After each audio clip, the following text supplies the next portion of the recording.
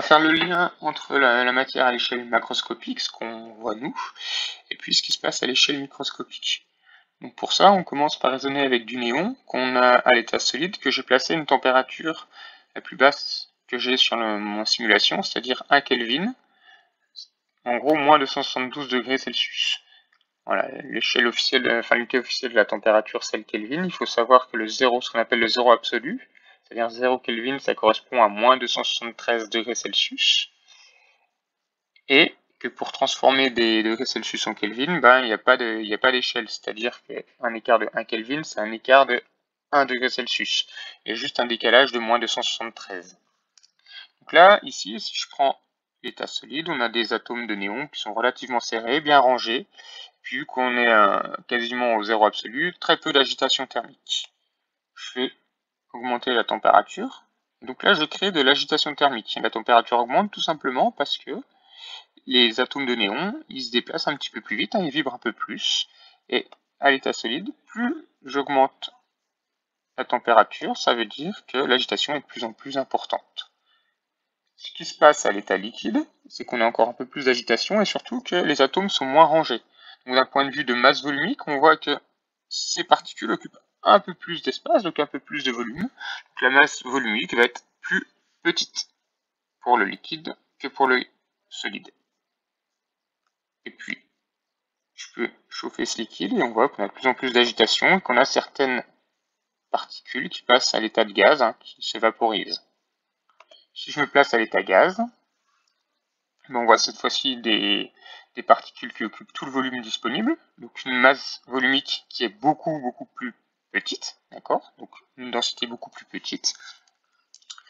Et à nouveau, plus je chauffe mon gaz,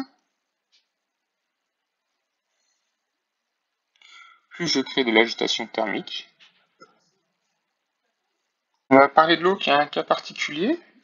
Donc je pars sur de l'eau déjà à l'état de gaz. Donc là, dans la simulation, on estime que la pression elle est de 1 atmosphère dans la chambre qui est ici, de 1 bar.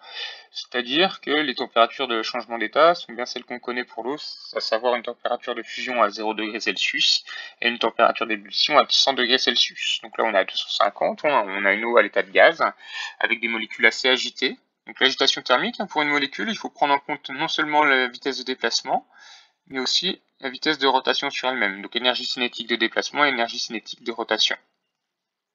Et je refroidis l'eau.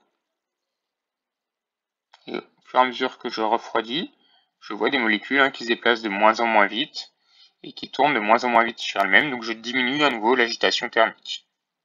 On refroidit, on refroidit, on refroidit. Hop, je vais me rapprocher de la température d'ébullition, 100 degrés. On va voir ici de l'eau qui se liquéfie, c'est-à-dire que les molécules vont toutes rentrer en phase liquide, elles vont se rapprocher les unes des autres, et forcément la masse volumique, elle va augmenter, puisque le même nombre de molécules va occuper un volume beaucoup moins important. Hop, donc là je suis sur un liquide à 25 degrés, à une vingtaine de degrés, avec très peu de molécules d'eau qui s'évaporent. Et puis, je viens de passer sous la température de fusion de l'eau, et on remarque que les molécules d'eau ont tendance à s'écarter. Et ça, c'est très particulier à l'eau, c'est-à-dire que l'arrangement des molécules d'eau dans un solide, par rapport au liquide, dans un solide, les molécules d'eau, elles s'éloignent entre elles.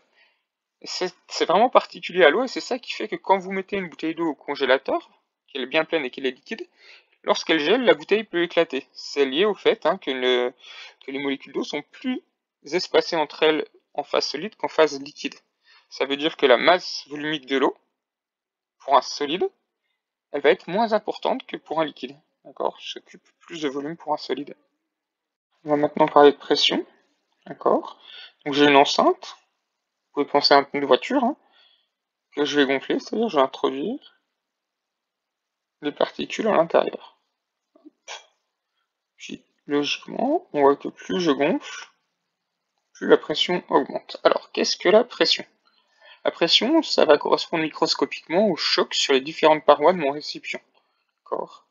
Et ici, j'ai un compteur de collision, donc je peux compter les collisions pendant un certain intervalle de temps. Donc là, en 5 picosecondes, évidemment, c'est très fortement ralenti comme simulation. J'ai 112 collisions. Là, c'est logiquement, hop, plus je gonfle, plus je mets de particules dans mon enceinte, et forcément, sur une même durée, bah, j'ai plus de collisions, donc la pression augmente.